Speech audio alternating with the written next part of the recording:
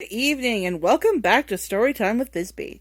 Now, I know that it's not really the right season for it, but I think the messages in How the Grinch Stole Christmas by Dr. Seuss are pretty universal.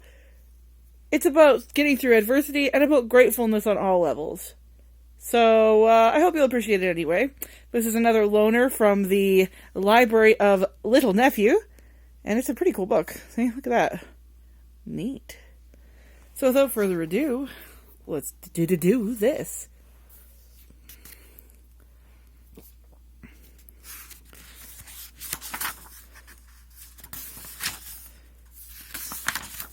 There's a lot of pages. Every Who down in Whoville liked Christmas a lot. But the Grinch, who lived just north of Whoville, did not. The Grinch hated Christmas, the whole Christmas season. Now, please don't ask why, no one quite knows the reason. It could be his head wasn't screwed on just right. It could be, perhaps, that his shoes were too tight. But I think that the most likely reason of all may have been that his heart was 2 sizes too small. Kind of stimps some enjoyment there, hey? But whatever the reason, his heart or his shoes, he stood there on Christmas Eve hating the Whos, staring down from his cave with a sour, grinchy frown at the warm-lighted windows below in their town. For he knew every Who down in Whoville beneath was busy hanging a mistletoe wreath. "And they're hanging their stockings," he snarled with a sneer. "Tomorrow is Christmas. They're practically here." Then he growled with his Grinch fingers nervously drumming, "I must stop this Christmas from coming." For tomorrow, he knew.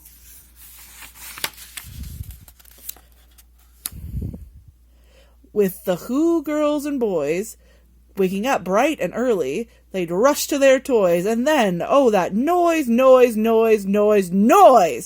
That's one thing he hated. The noise. Now, I have to say, I think that sometimes we're all in agreement on that one. Now, that's not just a Christmas thing either. Noise can be a lot of fun, but it can also just be a lot of noise. Then the Who's young and old would sit down to a feast, and they'd feast, and they'd feast, and they'd feast. They would feast on Who pudding, and rare Who roast beast, which was something the Grinch couldn't stand in the least. And then they do something he liked least of all. Every Who down in Whoville, the tall and the small, would stand close together with Christmas bells ringing. They'd stand hand in hand, and the Whos would start singing. They'd sing and they'd sing, and they'd sing. And the more the Grinch thought of this Who Christmas sing, the more the Grinch thought, "I must stop this whole thing. Why, for 53 years I've put up with it now. I must stop Christmas from coming. But how?" Then he got an idea. An awful idea. The Grinch got a wonderful, awful idea. "I know just what to do." The Grinch laughed in his throat, and he made a quick Santa Claus hat and a coat. And he chuckled and clucked, "What a great Grinchy trick! With this coat and this hat I'll look just like Saint Nick. All I need is a reindeer." The Grinch looked around, but since reindeer are scarce, there were none to be found. Did that stop the old Grinch? No. The Grinch simply said, "If I can't find a reindeer, I'll make one instead." So he called his dog Max, then he took some red thread, and he tied a big horn on the top of his head. Then he loaded some bags and some old empty sacks on a ramshackle sleigh, and he hitched up old Max. And the Grinch said, "Get up!" and the sleigh started down towards the home where the Whos lay a snooze in their town. Handy that he just had that. All their windows were dark. Quiet snow filled the air. All the Whos were all dreaming sweet dreams without care. When he came to the first little house on the square, "This is stop number 1, the old Grinchy Claus hissed, and he climbed to the roof, empty bags in his fist. Then he slid down the chimney, a rather tight pinch. But if Sandy could do it, well, so could the Grinch. He got stuck only once, for a moment or two. Then he stuck his head out of the fireplace flue, where the little Who's stockings all hung in a row. "These stockings," he grinned, "are the first thing to go."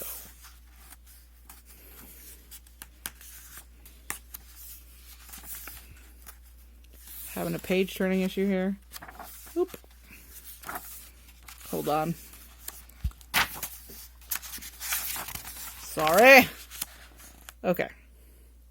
Then he slithered and slunk with a smile most unpleasant around the whole room, and he took every present. Pop guns and bicycles, roller skates, drums, checkerboards, tricycles, popcorns, and plums, and he stuffed them in bags. Then the Grinch very nimbly stuffed all of those bags one by one up the chimbley.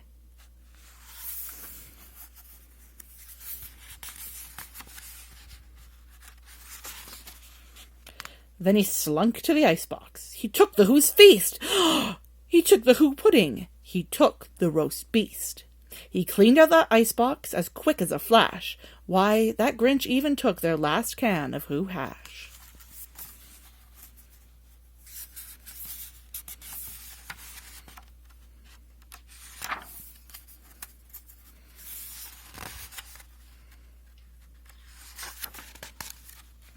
Then he stuffed all the food up the chimney with glee. "And now," grinned the Grinch, "I will stuff up the tree."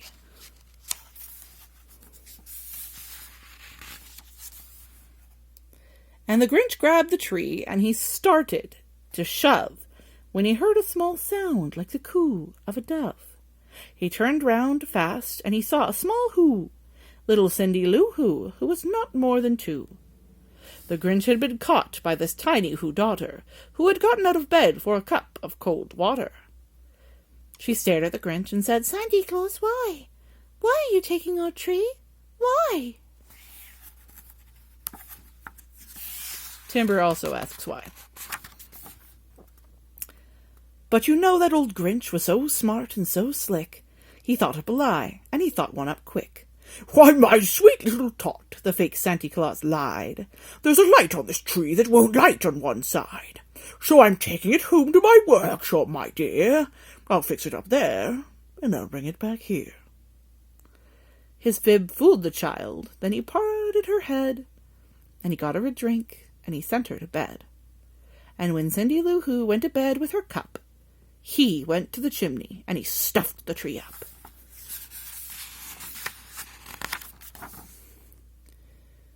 Then the last thing he took was the log for their fire. Then he went up the chimney himself, the old liar.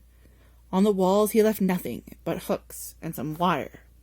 And that one speck of food that he left in the house was a crumb that was even too small for a mouse. Then he did the same thing to the other Who's houses, leaving crumbs much too small for the other Who's mouses. Look at him, he's all satisfied. It was 1/4 dawn, all the Who's still abed, all the Who's still a snooze when he packed up his sled. Packed it up with their presents, their ribbons, their wrappings, the tags and the tinsel, the trimmings, the trappings. Look at all that. Look at all that. Holy. It's a hefty sleigh there.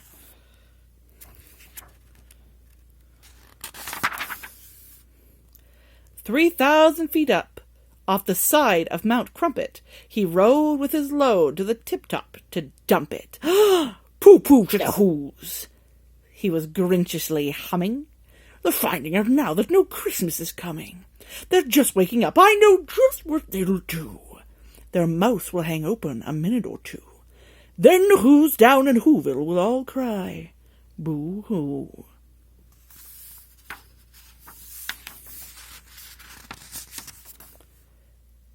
"That's a noise," grinned the Grinch, "that I simply must hear."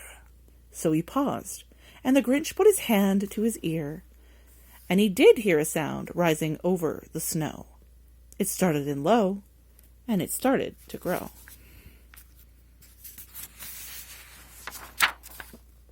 But the sound wasn't sad. Why, this sound sounded merry. It couldn't be so. It was merry. Very. He stared down at Whoville. The Grinch popped his eyes. Then he shook.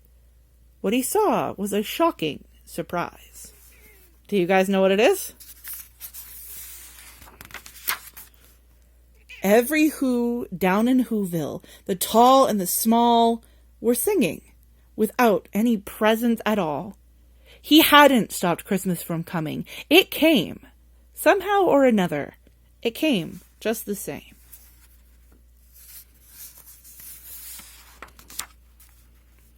And the Grinch, with his Grinch feet ice cold in the snow, stood puzzling and puzzling. How could it be so? It came without ribbons. It came without tags. It came without packages, boxes, or bags. And he puzzled 3 hours, till his puzzler was sore. Then the Grinch thought of something that he hadn't before. Maybe Christmas, he thought, doesn't come from a store. Maybe Christmas, perhaps, means a little bit more.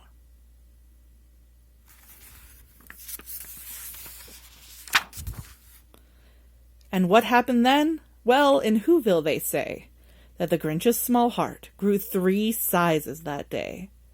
And the minute his heart didn't feel quite so tight, he whizzed with his load through the bright morning light, and he brought back their toys and the food for the feast. And he, himself, the Grinch, carved the roast beast. Thank you for joining me, and Merry Christmas. Just kidding.